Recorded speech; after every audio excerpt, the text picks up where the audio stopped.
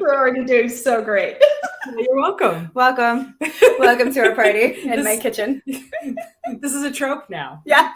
The cackling, the opening Cackling trope. It is a routine. Other shows have opening credits. We have opening cackles. We have both, to be fair. Yeah. Also a laugh. Also a laugh track So from the live studio audience here in We have witnesses. Marisa's kitchen. Mm-hmm. Here we are. Very shiny again. I am 100% hiding away from my children, so.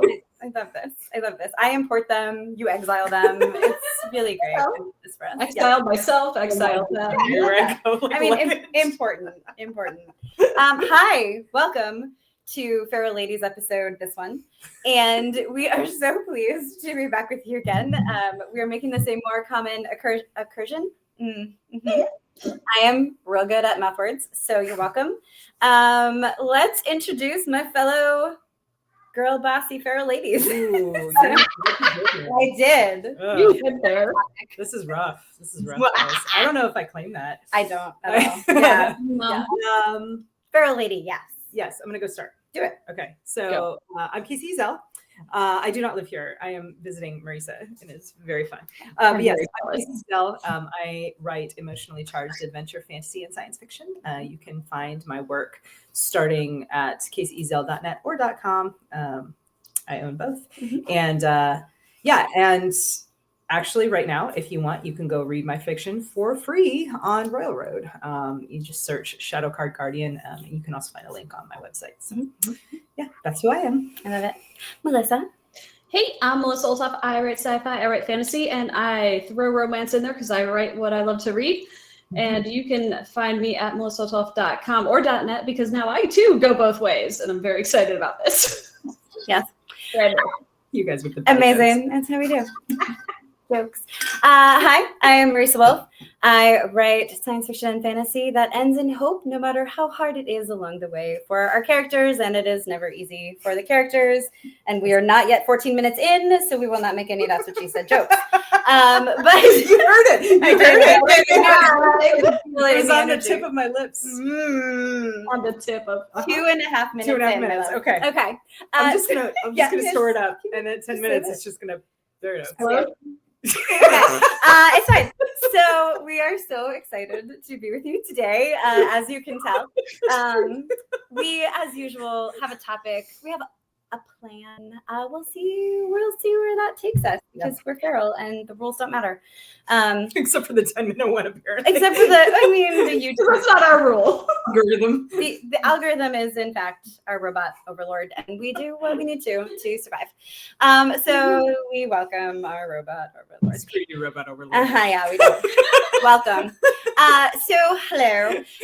One of the things we said, I'm going to introduce the topic, and then Melissa is going to throw in her should-be trademarked response to it.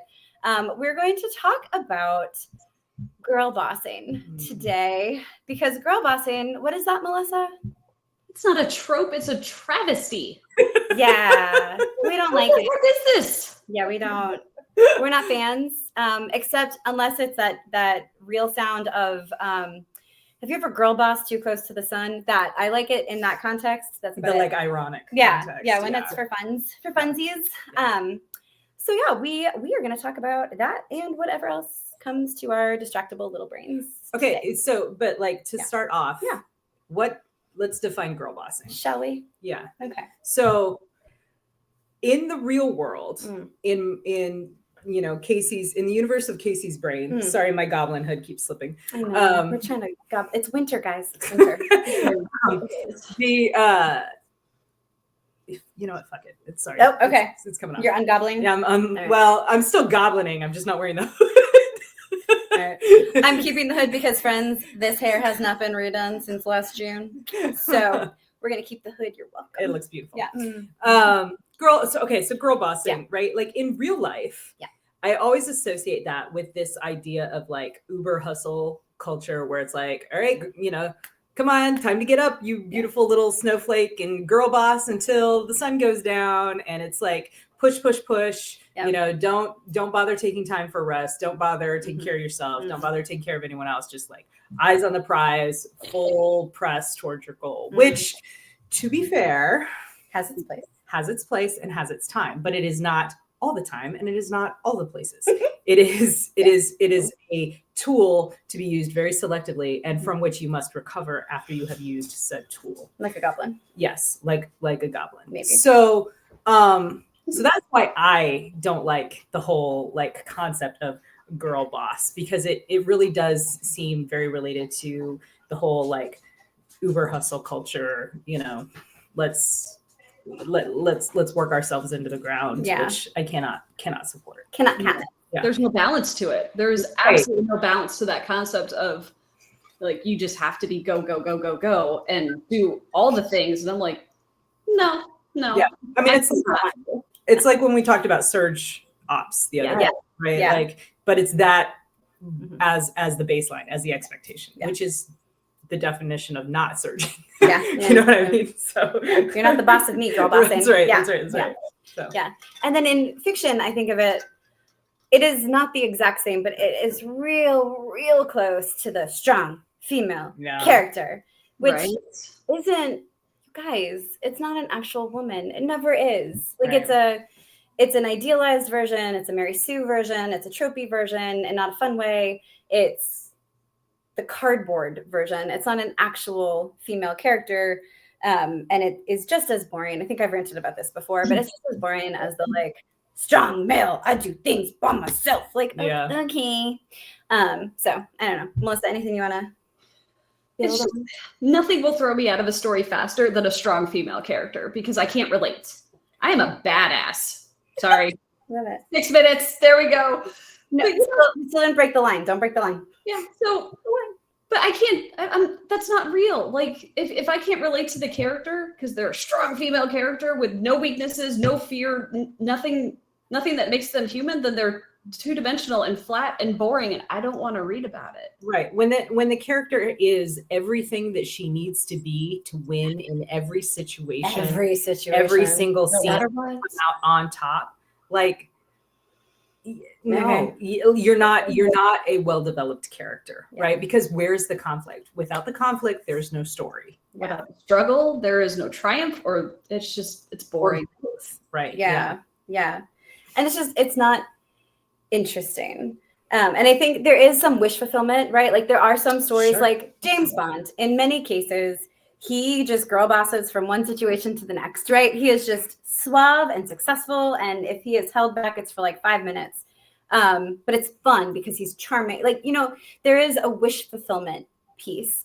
And so in some fiction, like you can really get into that. Like you can get into the like, very few conflicts or holdbacks, but for an actual character, like I find Bond more interesting when he is struggling. Yeah, I was going to say it depends on the Bond, right? Well, yeah. Because some of the most popular movies have been some of the more recent ones, and like Daniel Craig, and he gets Craig him constantly on the regular. Yeah, you know, and I think that added back an element, which a lot of people called it like a callback to the original portrayal of James Bond by Sean Connery, who also got his ass handed to him several times. Love me some Sean Connery. You know, so like that, people appreciated that about Bond because it made him more accessible. The ones in between, now my first and favorite Bond will always be Roger Moore. Like you always love your first Bond most, right? Yeah. But Roger Moore, the way that he played Bond Roger Moore's Bond didn't get beat up. He was always very like sort of smug and he was everything that he needed to be, but he played into that almost as if it were like a parody almost. Yeah, almost. So like everything else, there's never a hard and fast rule. So I think that there probably is somewhere, and you know, I'm not going to think of it on the spot, but there is probably a girl boss character out there who I do love because it is played into so much like you know what, like Miranda Priestley in Devil Wears Prada.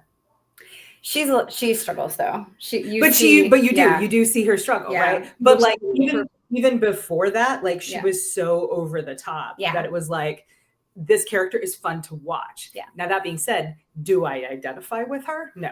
Yeah. Do I want to be like that sometimes? Sometimes, but never like continuously, because again, then you see the struggle. Yeah. It is so there is a space for wish fulfillment. And so I get why some of the characters are so popular. And I'm not going to name any names because everybody gets to live what they want. But anytime I'm reading a book and the character is shy and demure and sweet until it's time to say the really sassy thing to the boy character. And then also she's got 85 knives. And she's like, oh, She's so clumsy, but she's a master of martial arts and fighting. But I'm so clumsy. I'm so clumsy, but I'm the meme Right. that you see, right? Yeah. Also, I'm all a forms of vampire. combat. I'm a vampire. Yeah, also I'm a vampire. How will I choose between the blonde and the brunette? Yeah. Why choose? Why choose? I choose. Okay. That's when you girl boss right up on this one. Okay, wait, I'm sorry. Yeah. Sorry. Woo, different. On track. Yeah. So we do. We have no rules. But yes, I do not enjoy, to Melissa's point, that usually throws me right out of the story of like, oh, she's very shy and sheltered and whatever, but dang, she knew how to make that innuendo joke real quick. But only here and not like over here. But she's so afraid of people's attention, but yet she, is a world-class performer. It's like, well, is she though? Is she? Yeah. Yeah. I sing so beautifully. Everything comes to a halt around me, but oh no, I don't know how. Or I'm just so plain, but like all these guys want me. That was really plain. Right. Yeah. I mean, I don't identify. So I think it is.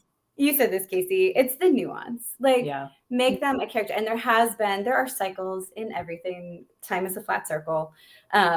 We are currently in the cycle of the girl boss. And she is the perfect whatever she needs to be moment. And that's not super fun. And I think to Melissa's point about it being a travesty is I do feel like there is now a class of reader who goes to read a book and they're like, oh, it's a female protagonist, I'm out.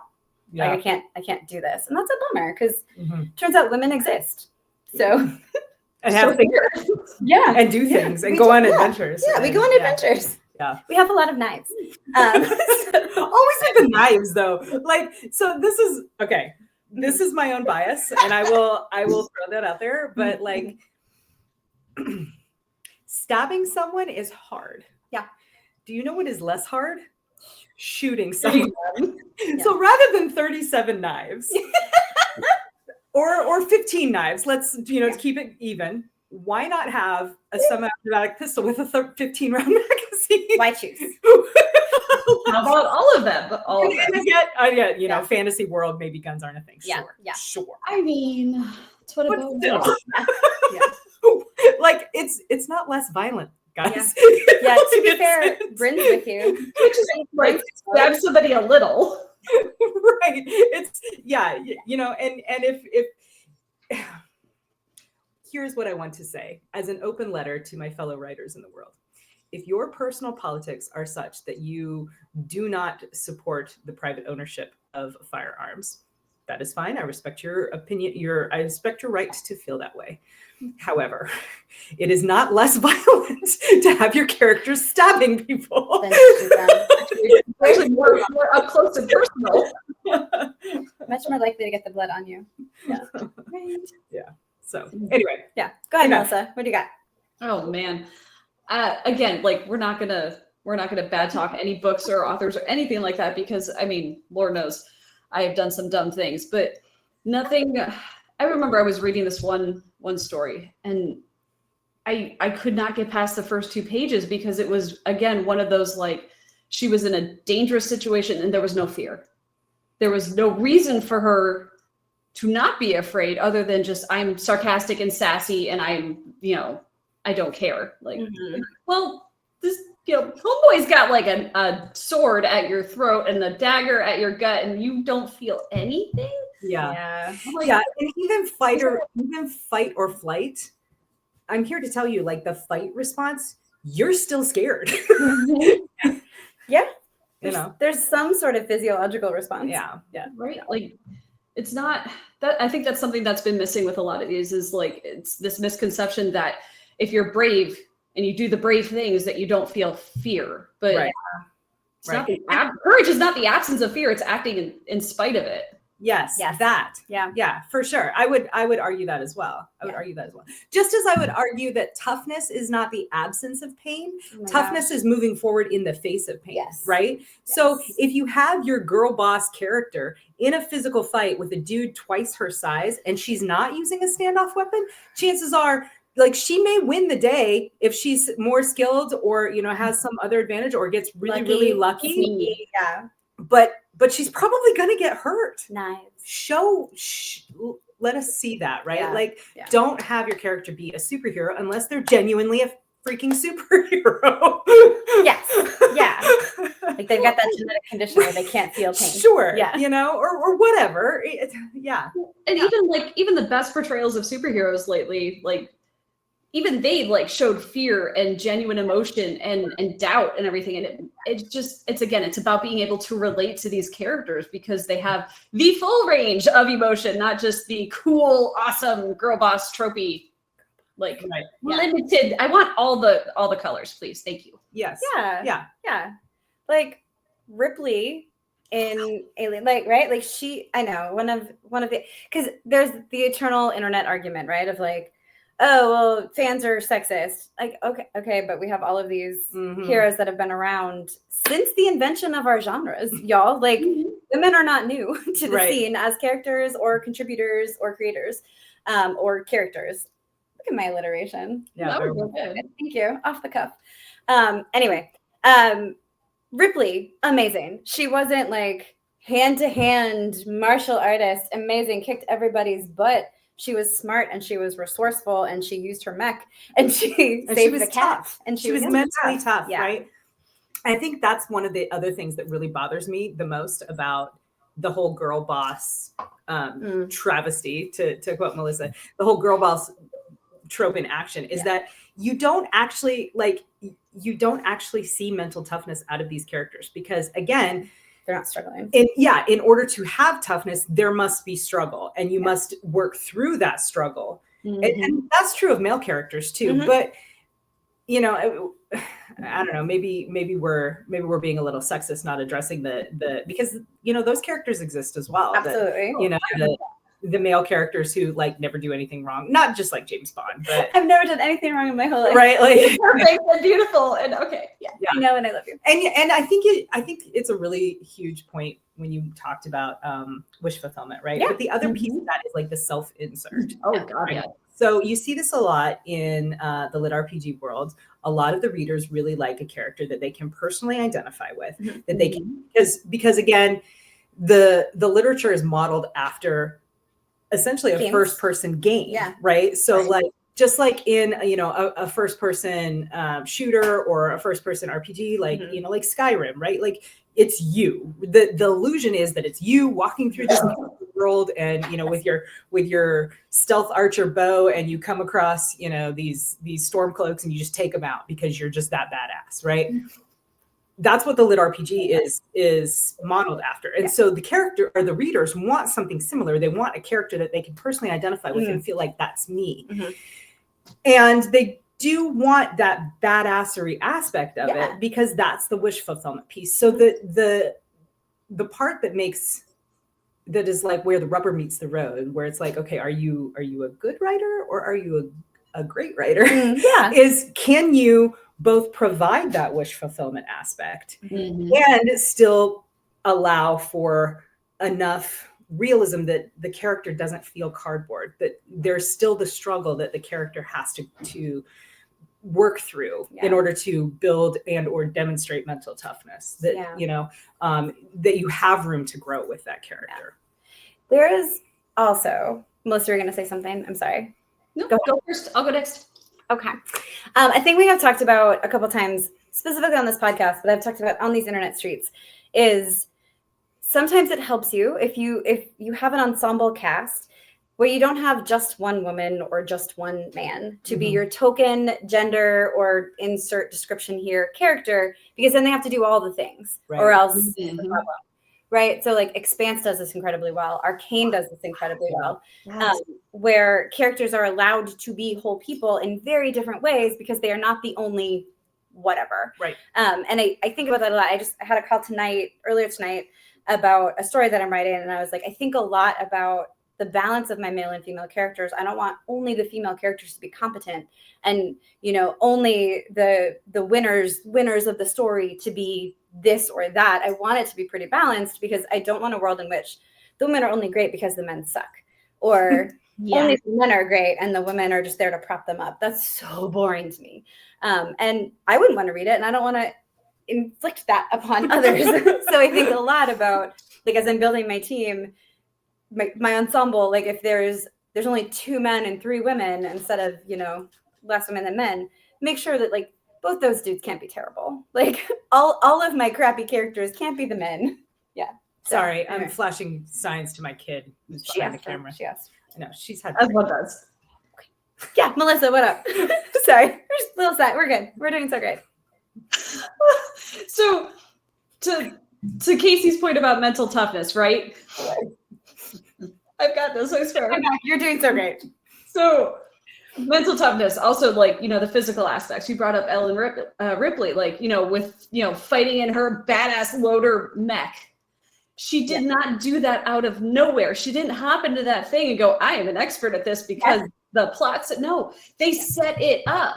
Yeah. That was her, like, that was her job. She was a loader, like, because she'd lost her original job. And then, so she knew how to do it. She had training. So when you have a female or a male character that could really just, I know Kung Fu. Well, that worked for the Matrix. Because they gave you a reason. Yes. Because there was a reason. They did the setup. No, you're absolutely right. It's like Chekhov's gun 101, right? Yeah. Like you have to do the homework on the front end of your story so that everything that your characters do makes sense. Justified. Yeah.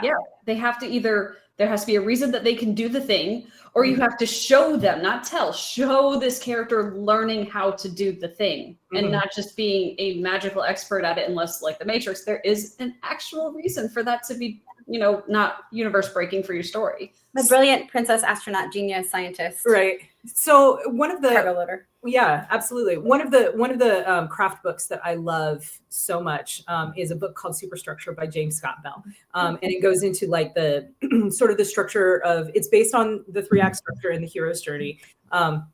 And it talks about like certain story beats that are very common in a lot of stories and can be incredibly useful. It can be incredibly useful for authors to think about their story in terms of these things. Even if you're not like a full-on plotter, it can be useful to think about, okay, well, what beat makes sense here, et cetera. And one of the beats that he talks about is what he calls the Q factor, named after Q from James Bond. Nice. Right. So in a James Bond movie, somewhere near the beginning of the movie, you have James, he's just gotten his assignment and he goes and he visits Q, the guy or girl, I think in some of them, whose code name is just Q. It's the gadget person, right? The gadget. And so he goes and he gets like the shoe phone or, whatever, like, and the sexy car and actually like a laser, like, can, I don't know. But it's the gadgets. And it's always like, and you see this most explicitly, I feel like, in some of the early James Bond movies, but there's always some kind of version of this in the James Bond formula. And it's that, he gets these cool gadgets and this beautiful car, and then he gets like this one like kind of weird random gadget. Thing. It's like, it's a little random, right? And that is the thing that in the dark night of the soul, when everything is lost, it is that one tiny little thing that allows James Bond to, get out of his cuffs or to, sneak out of the lair or to rescue, Pussy Galore or whatever. I just wanted to say it. You wanted to say it. I did. Well done. Best character name ever. Best character name Pretty ever. fantastic. But it's that thing. That's the Q factor. And so James Scott Bell's book, I'm sorry, I'm all no, proud it's of you. me. It's me. In James Scott Bell's book, what he's saying is that you have to, if you want to have your character get out of, come out of the dark night of the soul through their own actions, you have to actually kind of set up those actions all the way back in Act 1 so that it's Chekhov's gun, right? You're hanging that gun on the wall so that it can go off by the end of Act 3, so that you have like, that, I don't know, pick your poison, right? Like, that this person has this history of telepathic contact with this other person. And so that's the thing that they're able to call for help when they need it or, whatever. That is also, writers, join me. If you are early in your writing career, the secret is not to necessarily know that as you get into the book. The secret is go ahead and write that first draft. Realize what the character needs at the moment, and then go in back edits and write foreshadow the heck out of that. Yeah. I have yet to write a novel, and maybe there's been one or two stories, maybe short stories. I always rewrite the beginning. I finish the book and then I go back and I'm like, oh, this chapter is trash and has nothing to do with who these characters are. Yikes. Yeah. Or, oh no, I needed to set up this thing because it matters later, which I did not know 3 months ago when I started this book. Yeah, so, I've rewritten every beginning I've ever written, except for the sequel to Mine's Men, The World of Asunder, and that was because I included the first chapter as a bonus in book 1, and so I was stuck with it. But I rewrote chapter 2 like 3 or 4 times. Really make it pop. I had to add a whole extra chapter at the beginning of Rise from Ruin, like whole new beginning. Yeah, for Mage Light. Yeah, I added like an extra like 15,000 words to the beginning of Mage Light. Yeah, we're not even. As we have said over and over, the purpose of the first draft is just to exist. And then the second, third, or fourth is where you make it look like you knew what you were doing. Yeah, I love it. And to be clear, I'm a plotter. Like I plot these things out and I still end up being like, oh, I need to this, this thing that I thought was going to be a Q factor isn't really a Q factor. It's this other thing. Yeah. Oh, yeah. So I need to go back and foreshadow that and build that up. And oftentimes in my books, just for fun, I find that it's really a relationship. So it doesn't necessarily have to be a thing. Yeah. But it's usually like a relationship. Like this person made a connection with this other person, and it is that connection that is going to allow them to survive the dark night of the soul moment and like reach that final victory and transform into whoever or whatever they need to be. Yeah. That has given me the whole twist to the book. Like I'll get to the end, I'm like, oh, that's why that thing happened. Oh, I should go build that out a little more because that was all along. Some part of my brain knew it, but not the part that was typing. So, okay. Yeah. That is the fun part though, especially like when we read for each other and one of us goes, hey, so you did this, but what if you did this because you set this up but you just didn't. Marisa's nodding because she knows exactly what I'm talking about. It is my favorite, you guys. It was a thing I was so sure she was going to do in a book of mystery. We'll tell you next year. Which probably gives it away. It's fine. No, because Melissa's going to have like 9 books this year, so don't worry about it. So at some point last year, Melissa was reading, and through the whole book, I'm like, oh, I wonder if this is a thing that's going to happen. And at the end, I sent her my notes, and I was like, shit, that thing didn't happen. I need to ask her about it. And so after my all caps rant about how good the book was and how much I hated her, I then added like, hey, the one thing that's not in the notes is like this thing. Here's why I thought you set it up. Here's why I think it would make sense. But like, it's your book. Obviously, it's your book. And Melissa was like, obviously, that's what I was doing. Obviously, I need to put that in there. So like, yeah. You're right. Yeah. Because you said it later, and I was like, oh my God, look at my screenshot. Like, here's my long and held reason for why Melissa's brain already set this up and knew it was the thing to do, but just didn't tell Melissa. Tell Melissa. How much fun would we do that though? Like, because we've all done it. Like, we've set up little things, and then we go back when we're doing edits or when we're reading for each other. It's like, oh my God. Oh. My subconscious is freaking brilliant. It just didn't share it with the rest of us. It's not real good at communicating. It didn't read me in, but others can see. So that's good. Yeah. I love that. So my subconscious is girl bossing. Right? Way to bring it back around. As a travesty, because she's not looping us in. Right. She's going on her own. Yeah. Thanks, girl boss brain. We're crowding you. You are not. You guys, we're in my kitchen, which I love. It's beautiful. It's a beautiful kitchen. We're sitting on the stupid like island stools. I hate them so much because I am a short person. I'm not as much shorter than Kacey as it looks here. She's on the taller stool, but I'm just like sliding off of it and then I like rearrange and then I sit and I'm like, no, I hate this. So this is why I just keep disappearing. But then I'm like real close and then I'm like, I can't hear anymore. Like, that's probably more than you needed to know, but these stools suck. And it's fine. I will never sit in high chairs on purpose. They are not the same height. I know. I thought I was just sitting up like taller. Nope, I am genuinely like below you this time. Don't slouch. Never. You sit up high. No. I'll Sit up proud and love it. I'll be in my goblin mode. I'm the only one with my hood. It's fine. I'll be unprofessional. I'm protecting the roots. Thank you, Melissa. Sith Melissa has joined. Melissa has joined the chat. We've just gone full feral, listeners. I'm sorry. We had a plan. It lasted for 25 minutes. Yeah. Now it's just cackle time. Oh, also, But wait, there's more. that's what she said. Yeah. I told you. There it is. I've been saving it up. Just gotta let you spurt. Spurt out. Yeah. What? That's also what she said. I'm here to help. We're getting like glares from producer Jeremy, who's sitting. Oh on yeah, the because couch he's right also over. here. I can't see him. I sat specifically so I could not catch his significant eyeball. Yeah. So I can't see it at all. Oh no. So I'm not whispering, you guys. He gets real mad at me when I he do that. doesn't like the ASMR. We're not supposed to whisper. Don't do it. We're not supposed to whisper. He really doesn't like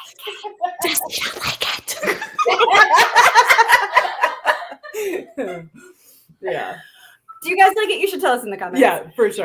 Do you like ASMR whispers? It's fine. Ugh, You can lie. It's fine. boy. Yeah. We're doing so awesome, y'all. Put Chaos Goblin women in your books. Like, just, it's fine. We And men, exist. for that matter. Why not? Chaos Goblin men. Everyone deserves shenanigans. Yeah. Everybody. Man. Should we talk about some of our favorite well-rounded characters? I Yeah. didn't prepare this, so I'm gonna. No, that's a good idea. My brain is gonna immediately say you've never read a book in your whole life. So Yes, that all the time. Yeah. All the time. But So we should talk about. Okay, so I have a twist. You ready? Oh, it's good. Tell us about your favorite. Some of your favorite like well-rounded characters, but also who's your favorite well-rounded character of any of your own books Oh. that are out as of the time of recording this? Oh, okay. Specific. Okay. Yeah. Well, because I don't want to talk about like I don't want to Future. spoil. Yeah, no. So say go ahead. I got one. All right. So Mercedes Lackey, the Valdemar series. I have never identified with a character so hard as I did with Carowin in it was By the Sword. And she was such an amazing character because like she was stuck in this like situation where she's supposed to do all the girl things, but she doesn't want to do the girl things. She wants to go and she wants to be a mercenary and go have adventures and do all these awesome things. So she has to fight and she trains and she struggles and she suffers and all the things like, holy crap, this is an amazing character who fought her way to, where she needed to be. And I love that book. I reread it recently and I'm like, oh my heart, I love it just as much as I did with the first time I read it as a teenager, right? Like, so Carowin, Mercedes Lackey, like, holy crap, my absolute favorite, like, That's not awesome. a girl boss, but a well-rounded, awesome, badass female character. Yeah. Yeah. I'm also gonna go classic. Partly, so thanks to Melissa, I am in several Facebook groups that are about like romantasy and paranormal romance and all of these really fun books people are so passionate about. And I love them so much. But like every now and then there'll be this post. It's like, as I spit all over my kitchen, you're welcome. Different kind of party. That's what she said. The posts do that, but we're not talking about those posts, right? We're not talking about the thirst post right now. But like every now and then there'll be a post that comes up that's like, oh, have you ever heard of this series? And then there'll be this series of I read this when I was a teenager. Like, this is formative to me, but people only want to talk about new things. So that was a very long way to say, like, I too am going to go classic. And I'm going to talk about a very formative book to me, which was Dragon Riders of Pern. You're taking for the mine. series. I can Yeah, tell. yeah. You're taking mine. So I'm taking Lessa. Fuck I love you so much. I did not take less. I'm just saying. For so many, you didn't. Yeah, you could have. You didn't. I love that. But I did. So she is so often unlikable. Yeah. Like she just She, like, makes selfish choices. So she legit girl bosses. Yeah. And Yeah. everyone hates her for it, hates her. which is so realistic. yes. Because when you are like that, Yeah. nobody likes you. Everybody doesn't like people don't like that. Yeah. So like I love Lessa, Yeah. but I do not like her. Mhm. And I don't think you're meant to. Like she makes very selfish choices in very realistic ways. And the text, here's the key. The text is not afraid to support the fact that she is selfish. And unlikable. And that people don't like her. Yeah, as opposed to the whole thing of like, this person is doing some shit that if somebody did that for real in your face, you'd be like, what the fuck is wrong with you, girl? Like, get out of my face with this. I don't like you. Nobody likes you. Yeah. But the text is like, and she's perfect. Yeah. And everyone is her best friend except these 3 people that we hate. Right. And like, I hate that. Where less like the book supports over and over, she kind of sucks. But also, she's doing shit that needs to be done. And I love that. I love Anne McCaffrey is so good at that. What's Seriously. Yeah. We're just gonna say present tense. Yeah. She's got us. Sure. Yeah. 100%. I gotta think of another one now. Sorry. Kilishandra also. Like so Same- many Anne same note. McCaffreys. Yeah. You know? It's also amazing. Let me think of one that I really truly loved. Now my brain's stuck on Fern. Oh, I've got you. Okay. I'm ready. Um, Listening. Disney Cinderella. Oh, okay. Oh. So here's why. Classic. This is what I love about Disney Cinderella.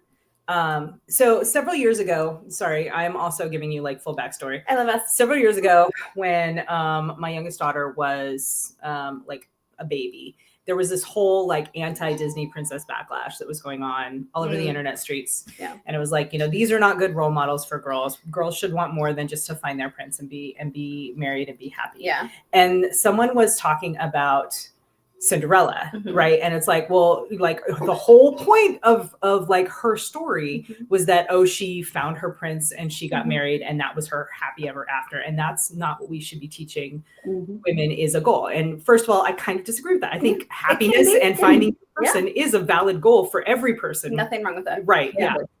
Number one. But number two, I don't think that that's true of the whole of her story. Yeah. Cinderella is an abuse victim. Yeah. And her victory is not in that she doesn't like fight back necessarily.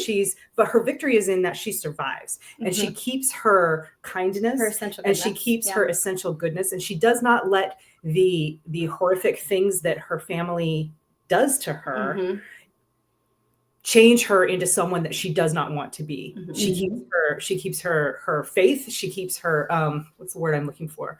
Her ability to believe in magic, I guess, and her hope and her, again, like you said, her essential goodness. And that to me, that right there is what I'm talking about when I say things like mental toughness, right? It doesn't necessarily equate to what we consider conventional badassery. But just that survivorship, right? Staying true to yourself and being a good person, even in the face of adversity. Yeah. Especially in the face of adversity. I love stories like that. I love stories like that. So. Yeah, that's a good one. Yeah. Also, that just made me think. This is a side rant, but I feel like real necessary in these times. The whole so plenty of people out there for very good reason are like, I'm not a feminist. I don't identify with this term. Totally. I'm a feminist in a very specific way. I'm a feminist in the definition of women are people. There we are. And they get to be whole people because here we are. So that is my definition of feminism. I know it's shocking and crazy. But that means we get to be people. There is nothing inherently, there should be no inherent value judgment in how a woman chooses to live her life. And I mean this for men also, but this is a very specific women-y thing of, you should definitely just stay home and have babies, and that is it. That is all you should do. You should definitely have a career and focus entirely on the career, and that is it. You should definitely do both of those things and let neither suffer, and that is it. And like those Good luck with that. Right. And those are 3 very virulently supported points of view on how a woman should exist, as opposed to you are a person. You make it work however you can, and you do the thing you want. Like to your point, there's nothing wrong with. You want to grow up and get married and be happy. That's delightful. Live that. Like the value judgment we put on of like, that's not enough is bullshit. And similarly, I want to grow up and be a CEO. Well, it's not really a thing for men. That's bullshit. It's bullshit. And so same for men. Like I can't be a stay-at-home dad, or I can't have a job that only does this sort of thing. Bullshit. It's bullshit. It hurts everybody. It's a reductive stereotype to take that real sound. And I hate it. And if in fiction we're only showing one kind of successful woman or one kind of the way to be a masculine man, that's fucking boring. Do better. We can do better. Yeah. All right, that's my No, I like, I don't know. You guys know I've talked about before how my husband is like a straight badass, right? Like, and you know, he is a very masculine man. He is a very confident man. And my daughter just gave me a note that said, "For real." For real. Was that for me? For real. For you? Yeah. We are for real. We're for real. Yeah. Anyway, so yeah, feral young ones. Broke a leg. Marisa again. Anyway, my point is, my husband, uber masculine, So great. like uber competent, uber confident, and he even would get like raised eyebrows. Now, this is a man who like has visible scarring from his war wounds on his face. Our country. Yeah. And he would get people like being like, "Really? You're a stay-at-home dad? Dude." And he was and is strong enough to be like, "Yeah, and go fuck yourself if you don't like it. Someone's got to raise my kids, and I'm the best suited to do it right now, you know." But yeah, you're right. Those judgments happen to everyone, and it is not. And we should do better. We should do better. So, and often fiction is a way to do that. Yeah. What we see in movies, what we see reflected in our stories, what we prop up as visions of what people can be, it gives more room for those things to be accepted. Yeah, for sure. Just if I can feel a little self-important, Why does that make you self-important? Writers, because that's what we're doing. We're shaping the future of humanity. No, that's not what I'm doing. I'm telling stories that I want to read and hoping you guys want to pay money for them. It's a little bit of both for me. I have a little bit of a... Both things can be true. Nuance. It's called nuance. The problem is that not that I don't have a superiority complex, it's that I'm a pilot. And so it's all centered in my pilotness. Fair. We're like breaking shit in here. It's fine. No. I should not be trusted with flailing limbs. It's fine. And yet you have them so often. They exist. Yeah. You guys, no, it's a different story. Melissa, you talk. No, you can't talk. I broke you. Okay. So I'm fine. Everything's fine. Speaking of clumsy. She's laughing at my pilot this because she also is married to a pilot. And she did the flight thing for a minute. Yeah. A second. We did some fun crafts today. You can't see it behind us because there's books. You're welcome.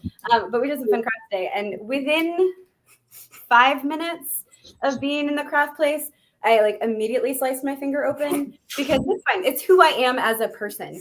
Like, I am not the master of all martial arts and super clumsy. I just am the injury person, which is why in my bio it often says clumsiest black belt, because I do have one black belt. I have one martial art that I have begun to master 10 years ago. I'm cracking up. Oh my god. I don't know what the point of this was to tell you. Oh, the flailing. Yeah, I can't be trusted, but yet I exist. This is how we girl boss, y'all. 100% room. I'm part of the reason I was cracking up so hard is because like I don't have a band-aid, but I totally like sliced the crap out of my thumb last night. And in fantasy novels or even sci-fi novels, this would be like this cool scar story. No, I hurt myself opening a shampoo bottle. Amazing. That is amazing. Yeah. Girl boss, too close to the sun, babe. Too close to the sun. Too close to the sun. All I wanted was my new shampoo, and apparently I had to pay a blood price. We paid for your shampoo. Yeah. That's fair. I did only band-aid it because I stopped the bleeding it was pretty shallow, but I was being trusted with a soldering iron. So I needed to, so anyway, that went well. I didn't burn anyone. Everyone lived. Everyone lived. And we made some pretty crafts. Yeah. You did. Which have just been delivered to me. So, well, some of them. You're okay. I think it's behind us, and you can't get it. I love you. So nope. No minors on camera. Yeah. Thank you so much. That's not what we do here. My children will not be on camera. We love you from afar. But my child's artwork. Look at what you did. Yeah. So yeah. Oh. So yeah, soldering this kind of stuff. Yeah. Anyway, okay. And then just come back to us cackling. Anyway, so yeah, I think. So the next part was going to be your favorite that you've written. Okay. of books currently out at the date of recording this episode. Right. Yeah. Hands down, Kaylee, my Salvage Bunny character. Yeah. Because she was so much fun to write. And I say was because I just finished up the 4th book, and that's an edit. So that'll be her whole quadrilogy because I can't write shorts. Yeah.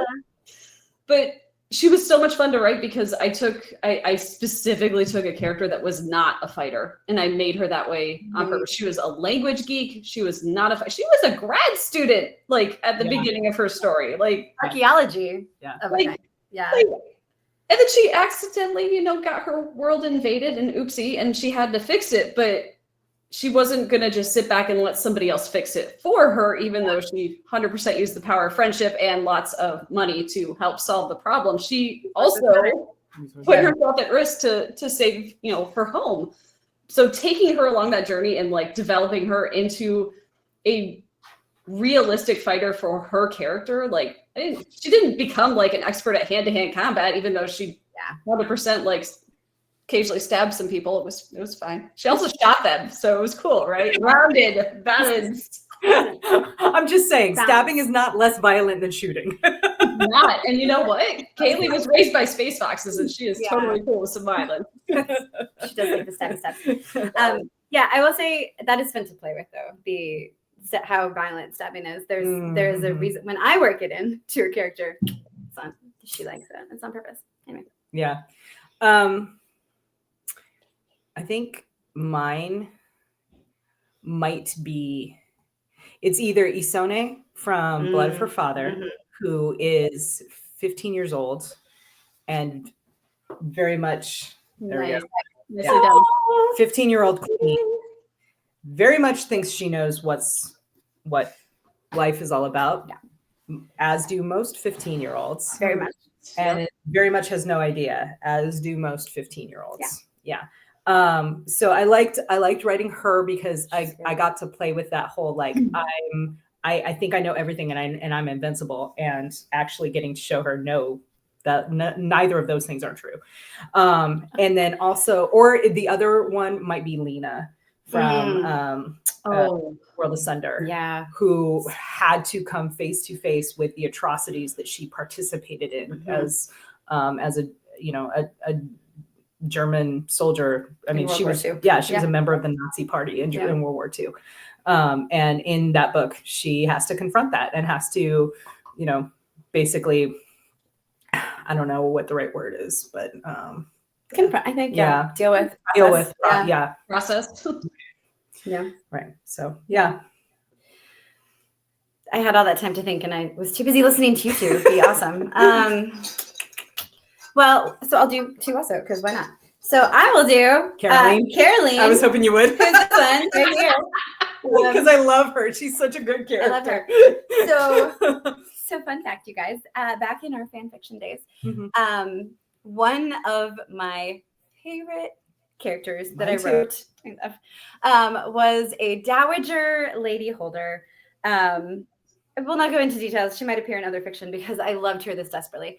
But she unrepentantly existed to serve her family in the way that she thought that they should be.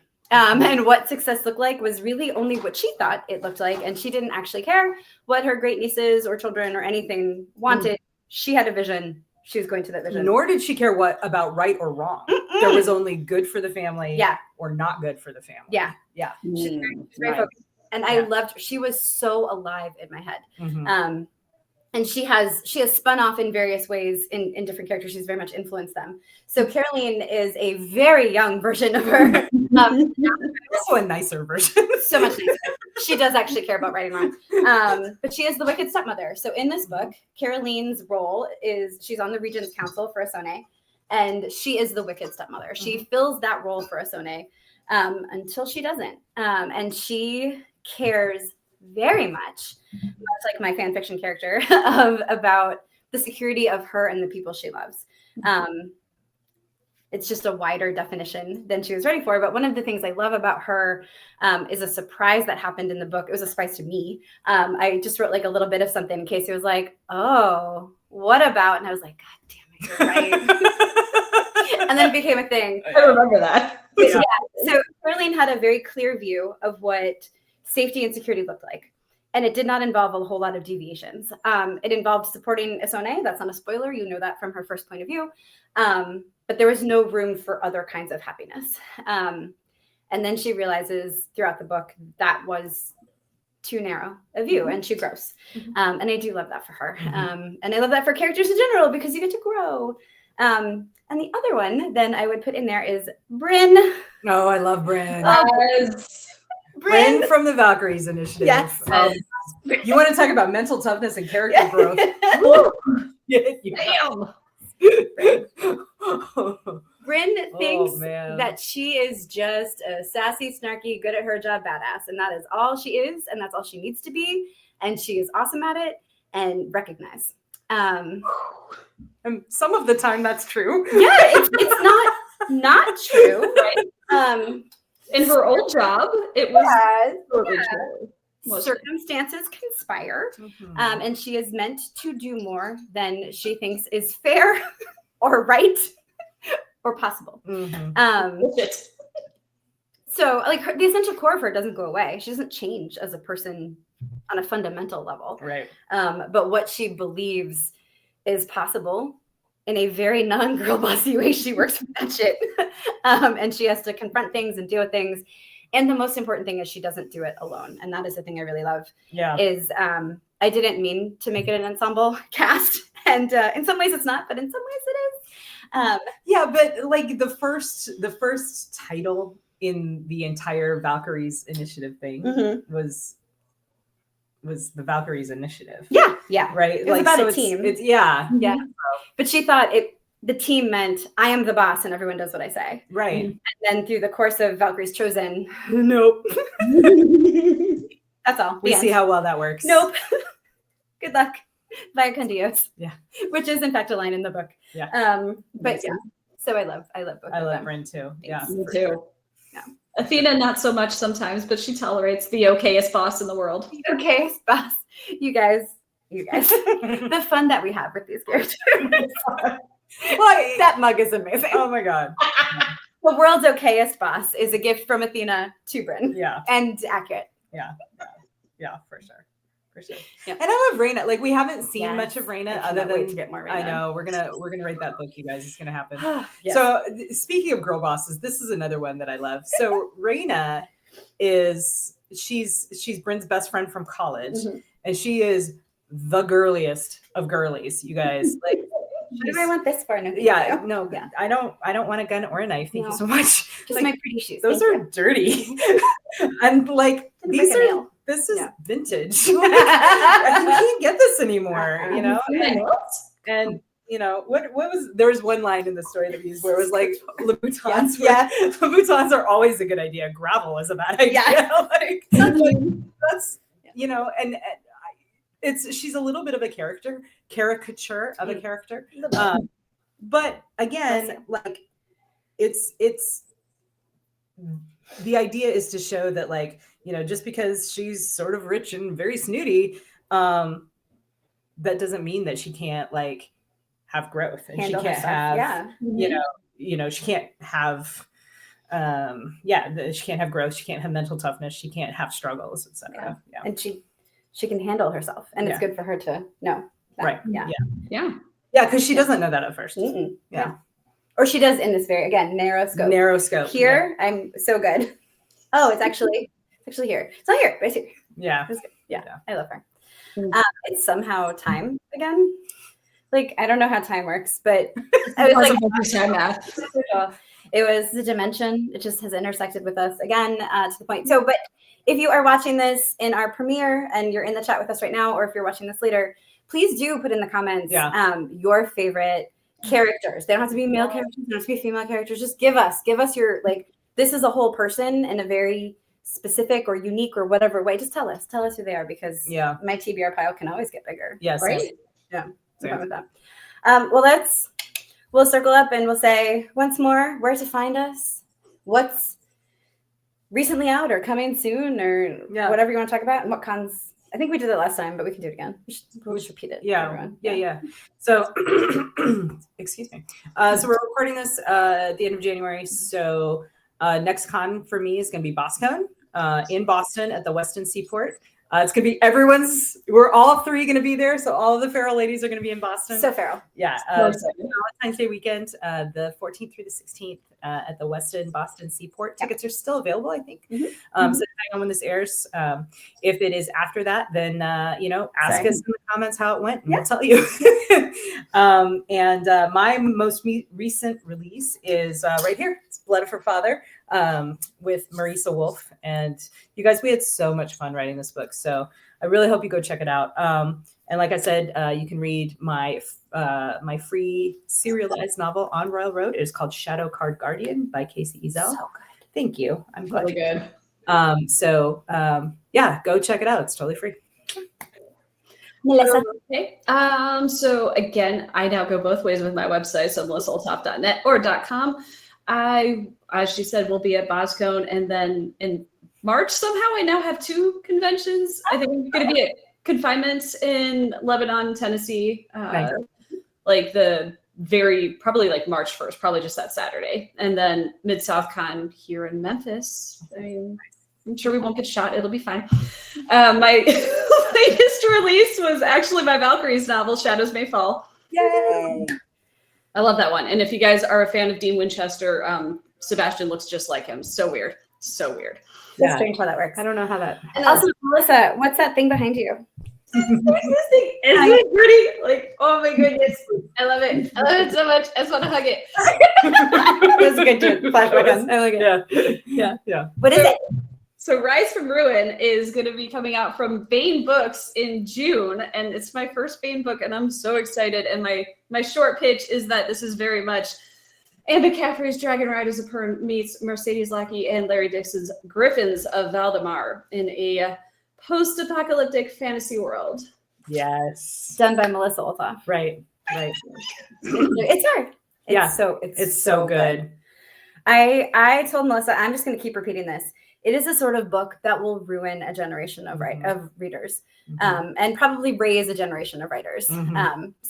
Yeah, for sure. Yeah, Hundo P. Yeah, and lest you forget, the two of us got started writing Pern fan fiction, and both of us are like, "Yep, this is it." Yeah. Ruined. Yeah. Once again, I first said that before this was the title, so I do not claim that pun, but also I do claim that pun. So you're welcome. Ruined. Yes. Cannot wait. I can't wait for you all to join. The pre-order is up now. So It is. I got pre-order. Just go secure a copy right now. You're going to want to, and you're welcome. Because I read it first. Jason Cordova. I read it first. And now the internet knows that's true. Jason, so, the ongoing argument, and I am delighted. The best part, you guys, so it's on Twitter, it's public, you can see it, whatever, but you know where to find the thing. X, spot, etc.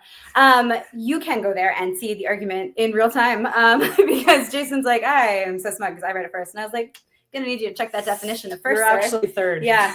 Actually, he might have been fourth. Did my mom read it before Jason did? I don't think so. Jason, because I think it was titled that. Okay. So Jason gets all the popcorn gun.